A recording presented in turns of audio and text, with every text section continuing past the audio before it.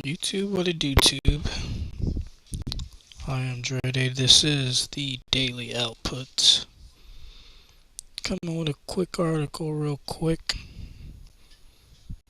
In the words of Charlemagne the God, the craziest people in America come from the Bronx, Brooklyn, and Florida. Something like that. But, story is coming out of Florida. Executed Florida murderer uses last words to address Ron Desantis. Michael Zeck was put to death after 27 years on death row for killing two women. A man executed this week after spending 27 years on Florida's death row used his last written statement to forgive Ron DeSantis for allowing the execution to be carried out. Michael Zeck spent more than half of his life on death row for killing two women after meeting them a day apart in North Florida bars in 1996. He was executed on Tuesday for the murder of Raven Smith, a bar employee he befriended and later beat and stabbed with an oyster knife in June 1996. He was also convicted and separately sentenced to life in prison for murdering Laura Rosillo, whom he met at another Florida Panhandle bar. In a long final statement, Zach took responsibility for his crimes and apologized to the victims' families as well as his own. I make no excuses, I lay no blame, but how I wish that I could have a second chance to live out my days in prison and continue to do all I can to make a difference in this world. Zach wrote in his remarks released by the advocacy group Floridians for Alternatives to the Death Penalty.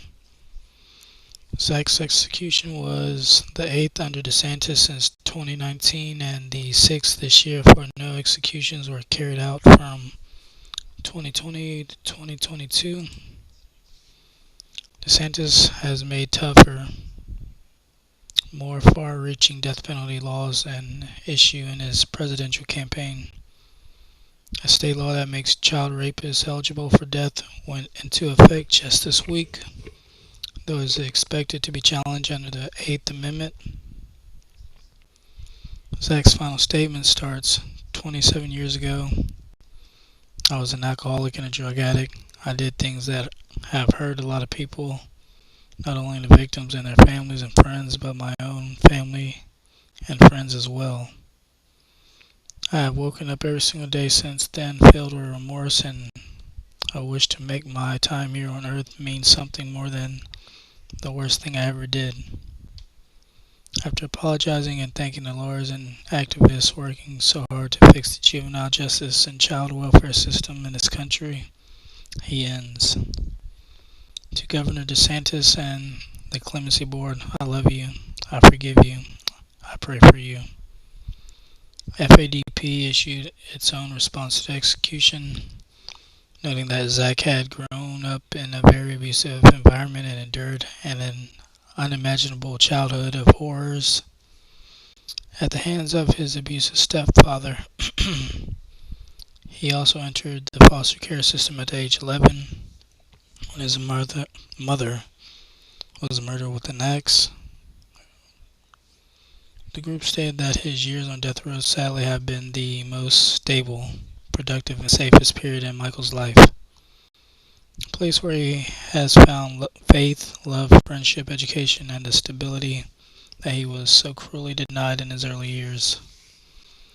Zach died by lethal injection at the Florida State Prison in Radford on Tuesday night.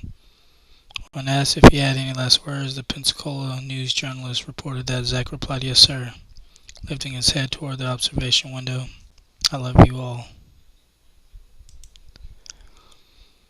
Oh, that's kind of heart touching, but two people, I can understand his childhood history, but at the end of the day, we all make decisions, and hopefully our decisions do not lead us on a path like that.